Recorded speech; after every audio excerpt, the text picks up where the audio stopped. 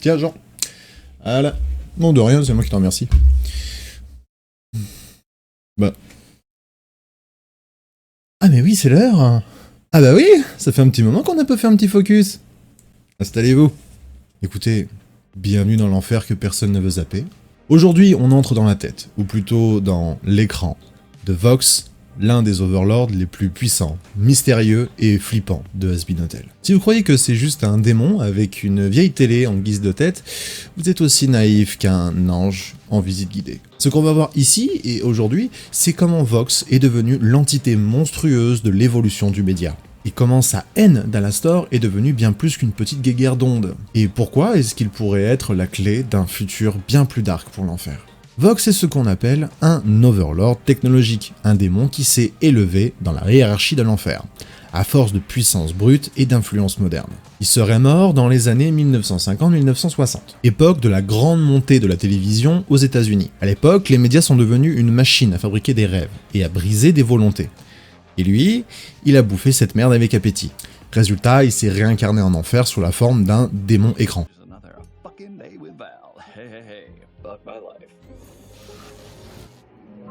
Il est devenu en somme un parasite du signal.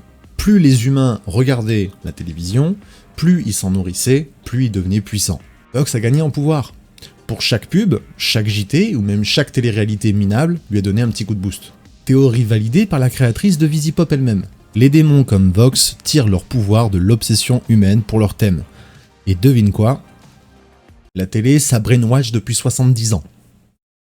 Ça lave le cerveau pour ceux qui sont pas très anglophones. Vox ne s'est pas contenté de faire le buzz. Il a monté un empire grâce à sa maîtrise des ondes et des médias. Il a rapidement pris le contrôle d'un parti de la population démoniaque en diffusant des messages, des shows, des signaux subliminaux à travers tout l'enfer. Il a utilisé la peur, la manipulation et la notoriété. Et surtout, l'addiction. Vox n'a pas besoin de te menacer, il a juste à te raccrocher à son signal jusqu'à ce que tu n'aies plus envie de te déconnecter. Et en enfer, ça c'est plus efficace que 10 flingues. Avec Valentino, le vice et Velvet, le chaos pop kawaii psychopathe, Vox ferme The Viz. Un trio infernal dont le but est clair, divertir, dominer, détruire. Ensemble, ils se répartissent les domaines du vice. Vox contrôle l'image, les médias, la surveillance, Valentino contrôle le sexe, la drogue, la soumission, et Velvet, elle, fout le bordel joyeux. Mais attention, Vox n'est pas soumis à Valentino. Beaucoup pensent que c'est Val, le chef dans tout ça. D'autres pensent que c'est plutôt Vox, mais en réalité on est plus sur un partenariat de circonstances. D'un point de vue hiérarchique, sur papier du moins, Vox est clairement au-dessus. C'est lui un petit peu le directeur de tout ça. Mais, comme je vous ai dit, on est plus sur un partenariat de circonstances. Il n'y a pas vraiment de contrat clé, il n'y a pas vraiment de quelque chose de très attesté. Vox le tolère parce qu'il est utile. Il se sert de son influence, son image, les clubs qu'il gère, les stars, tout ça pour asseoir sa domination invisible. Et pour preuve, dans le stream de Visipop, on peut voir Vox qui est beaucoup plus calme, méthodique et froid que Val. Vox a un plan. Il est beaucoup plus méthodique et a beaucoup plus de contrôle sur ce qu'il veut faire. A l'inverse, Val lui est beaucoup plus impulsif. Bon, clôturons ce chapitre et maintenant parlons de sa petite guerre froide avec Alastor. Ces deux-là se haïssent, mais c'est pas juste parce qu'ils se sont tapés dessus. C'est idéologique. Alastor représente l'ancien monde, celui où la peur se diffusait par la voix, l'intimidation. Vox, lui, incarne le monde moderne, où le pouvoir passe par l'image, le contrôle passif, le divertissement. Très vite, tu le repars en vacances, c'est vite. Il devrait prendre la fuite. Dites adieu à la radio, nous on préfère la vidéo. On veut du sang et des... Il est canon qu'Alastor ait humilié Vox à son arrivée en enfer. Il a battu à la loyale, et surtout en rigolant. Et Vox, avec son ego pixelisé, n'a jamais digéré cette humiliation. Il veut non seulement se venger, mais détruire la réputation d'Alastor, l'effacer de l'écran, littéralement. Vox et Alastor sont plutôt des anciens ennemis, des ennemis de longue date, qui datent justement de bien avant notre série. Quand Alastor, le démon radio, est arrivé en enfer dans les années 1930, il a foutu un bordel monumental. En une journée, il a massacré une quantité incalculable d'autres démons puissants, juste pour s'amuser. Ce carnage lui a permis de devenir Overlord immédiatement, et de poser ses balls sur la table du pouvoir infernal. Et devine qui était dans le coin pas longtemps après. 1930, 1950, pas beaucoup de décalage. dirait notre cher Vox. C'est la merde qui vient avant ça. Vox est-il indispensable ou bien tout juste passable? Son image et sa voix me donnent la migraine. J'ai la haine. Oh, et il faut que vous sachiez. Mais Vox, contrairement à Val, qui s'en bat un peu les steaks, il a vu dans l'arrivée d'Alastor un danger existentiel. Pourquoi? Parce qu'Alastor ne marche pas avec la logique des autres Overlords. Il s'en fout du pouvoir, de l'argent ou du contrôle. Il veut juste s'amuser à foutre le chaos. Et ça fait bugger Vox. À un moment, encore non montré dans la série, Vox aurait tenté d'affronter Alastor. Et franchement, sur le papier, c'était équilibré, chacun ayant un pouvoir ancré dans le média. Et Vox s'est fait humilier. Alastor ne se serait même pas donné à fond. Il aurait utilisé ses pouvoirs pour transformer Vox en sketch comique. J'ai trop hâte de voir ça. Genre le démon télé transformé en télé-shopping pendant le combat. C'est hilarant. Vox, qui est ultra froid, sérieux et stratège, l'a pris comme une trahison personnelle de son image. Depuis ce jour, il a juré de détruire Alastor. Il veut l'effacer médiatiquement.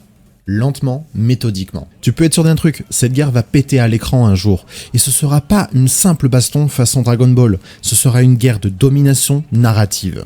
Vox va probablement essayer de manipuler l'opinion politique contre Alastor, de lancer des émissions, des rumeurs, des diffusions ciblées pour le diaboliser, le ridiculiser, le détruire de l'intérieur. Et Alastor, fidèle à lui-même, répondra avec un sourire et une boucherie.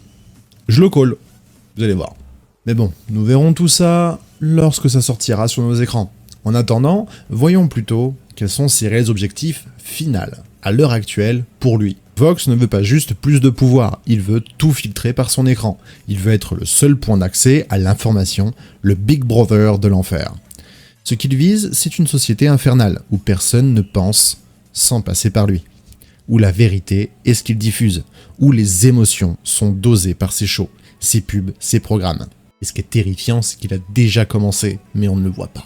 Vox n'est pas juste un Overlord, c'est l'évolution du pouvoir. Démon qui ne tue pas avec ses griffes, mais avec ses antennes. Une manipulation, froide, méthodique et patient. Pendant que les autres brûlent l'enfer à coups de violence, lui t'hypnotise à coups de CRT. Et un jour, quand tu auras tout oublié de toi-même, il n'aura juste qu'à changer de chaîne. Moi je dis, il faut réapprendre à lire des livres. C'est chiant, c'est long, mais au moins il n'y a pas Vox qui te regarde en train de pisser, quoi. Tu fais comme tu veux. Nous sommes bientôt arrivés à la fin du cast de Has Been Hotel. Nous allons bientôt passer, je vous le donne en mille, chez Helluva Boss. J'ai hâte, ça aussi. Je travaille déjà un peu dessus. D'après la hype actuelle, il y a de fortes chances qu'une des premières vidéos de Helluva Boss que je ferai serait sur Stolas. Dis-moi en commentaire si tu es hypé de cette idée, ou alors si tout simplement je t'ai appris quelque chose aujourd'hui. Quel est ton personnage préféré, et dis-moi pourquoi. En attendant, abonne-toi si t'as le cran. Je te fais des bisous, tout partout sur les oreilles, les joues et les avant-bras, et j'en passe. Salut Jean, à la prochaine pour une nouvelle vidéo, mon cher damné de l'écran. Jean, comment tu vas aujourd'hui? C'est un iPad? Allô? Allô? Jean? Il m'entend pas. Il m'entend pas, il comprend pas ce que je dis. Bah oui. Il rigole en plus. Ça te dirait un hérisson dans le cul ce soir? Oui, tiens, vas-y, il me dit oui en plus. Égyptien. Ah, t'aimes ça, égyptien en plus, hein? Et il me dit encore oui. Bon. Vox, on dirait, il fait déjà son travail depuis un petit moment chez nous ici.